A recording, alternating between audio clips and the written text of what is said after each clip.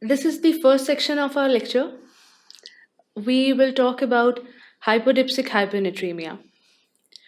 Hypodipsia is basically a symptom of decreased or absent feeling of thirst. It involves the increased concentration of solute in urine, which stimulates the hypothalamus to secrete ADH to the kidneys. This in turn results in retention of water and ultimately making the person unable to feel thirst. And it can cause hyponatremia. So now we will discuss it in detail. Uh, in this section, we will talk about the clinical features and etiology of hypodipsic hyponatremia, the pathophysiology, its differential diagnosis, and treatment. Now, first of all, what is hypodipsic hyponatremia? It is basically a syndrome characterized by chronic or recurrent hypertonic dehydration, which is mainly due to the primary defect in thirst mechanism. What are the causes of hypertonic hyponatremia? It is divided into two. There are two causes. It can be either due to decrease in total body water or increase in total body sodium. Now, what are the reasons by which there is a decrease in total body water?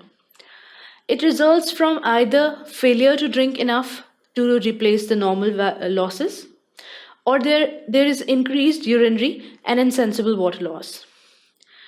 The deficient intake can be due either to water deprivation or there is lack of thirst, hypodipsia, which I have explained earlier. Increase in total body sodium is due to primary hyperaldosteronism, which is the most common cause of increase in total body sodium, because the kidney will secrete large amounts of ADH. Ingestion of hypertonic saline in the form of seawater, incorrectly prepared infant formula, or there is inadequate intake of water. All these causes lead to increase in total body sodium. Now, if we talk about the etiology of hypodipsia, it results either due to hypogenesis or destruction of osmoreceptors. Osmoreceptors, as we talked or in the other lecture, they are present in the anterior hypothalamus that regulates thirst. The etiology can be either congenital or acquired due to certain diseases, which are occlusion of the anterior communicating artery, primary or metastatic tumors in the hypothalamus, any head trauma, surgery, or if the patient is suffering from AIDS, or the patient has any granulomatous diseases such as sarcoidosis and histiocytosis, and the cytomegalovirus encephalitis. All these diseases can destroy the osmoreceptors in the anterior hypothalamus and they can lead to hypodipsia. Further moving on in the etiology, the osmoreceptors, the regulating AVP secretion, is impaired. AVP secretion will respond poorly to the hyperosmotic stimulation, increases normally to monoosmotic stimuli, nausea, or large reductions in BP or blood volume. It will indicate that the neurohypophysis is intact. What are the signs and symptoms of hypodipsic hyponatremia? The patient will present with the signs of hypovolemia. They will have a tachycardia, postural hypotension, azotemia, hyperuricemia, hypokalemia, muscle weakness and pain, rhabdomyolysis, hyperglycemia, hyperlipidemia, acute renal failure, and the patient, if this disease gets severe, the patient might lead to obtundation or coma. What about the pathophysiology of hypodipsia? Whenever there is failure to drink enough water to replenish losses, plasma osmolarity and sodium they rise to extremely high levels. The urinary loss of water contributes little to the dehydration. AVP is secreted in small amounts to concentrate the urine, and hypovolemic stimulation or incomplete destruction of AVP receptors. Due to this hypovolemic stimulation or incomplete destruction of AVP osmoreceptors, the plasma AVP declines and diabetes insipidus develops during the rehydration phase of hypodipsic hyponatremia. Plasma AVP not decline during rehydration even if it is overhydrated. Hyponatremic syndrome that is indistinguishable from inappropriate antidiuresis. The AVP osmoreceptors provide inhibitory and stimulatory input to the neurohypophysis.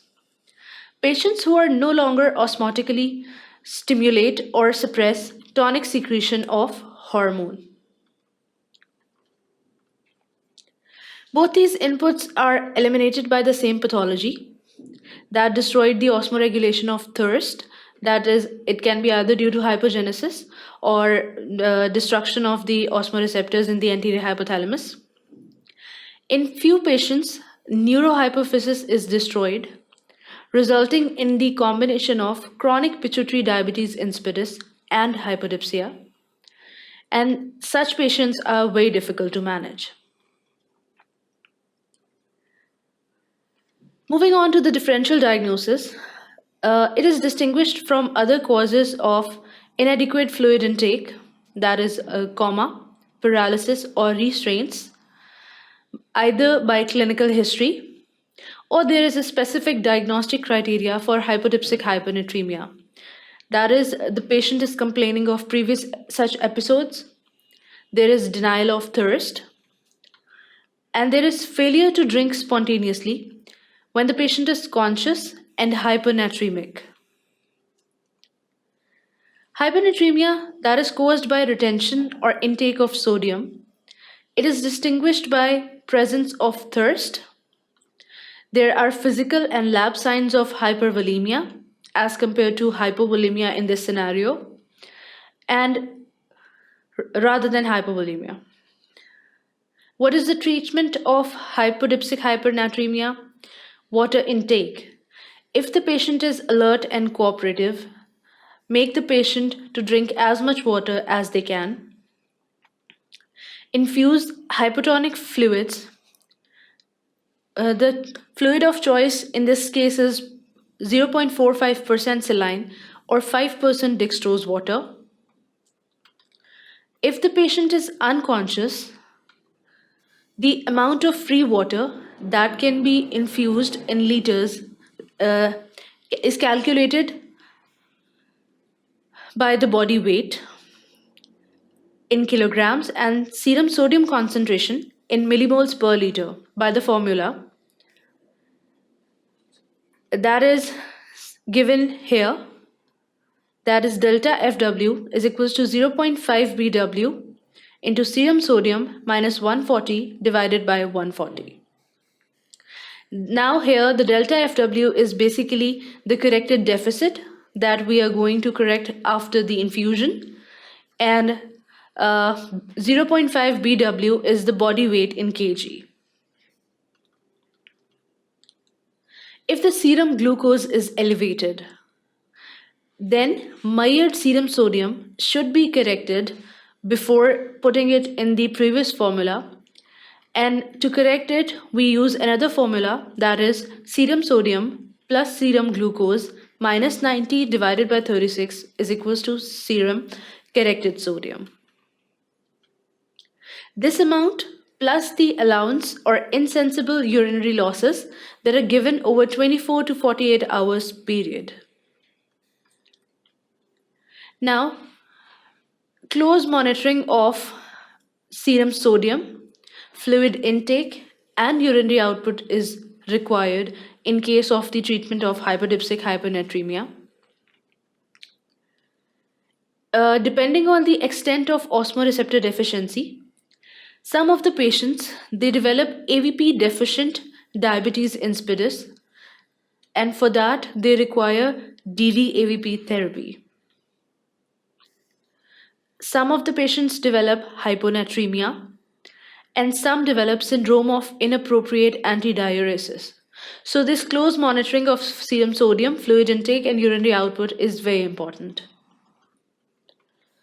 Hyperglycemia, if there is hyperglycemia present, we will treat it by giving insulin to the patient. If we find hypokalemia, we will give potassium supplements according to the deficiency.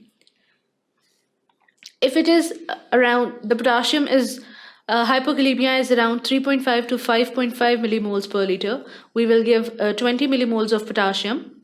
And if it is severe, less than 3.5 or less than 2.5, we will give around 40 millimoles of potassium. And further treatment is done according to the cause. Now, plasma, urea, and creatinine should also be monitored closely. The reason for that is to look for the signs of acute renal failure that can be caused by rhabdomyolysis, hypovolemia, and hypotension, which are the signs of hypodipsic hyponatremia. Once the patient is rehydrated completely and we have corrected the deficit, we will opt for MRI brain, and we will perform the tests of anterior pituitary function to look for cause, collateral defects in other hypothalamic functions. This was all about hypodipsic hyponatremia. Stay with us and keep watching SCADI.com.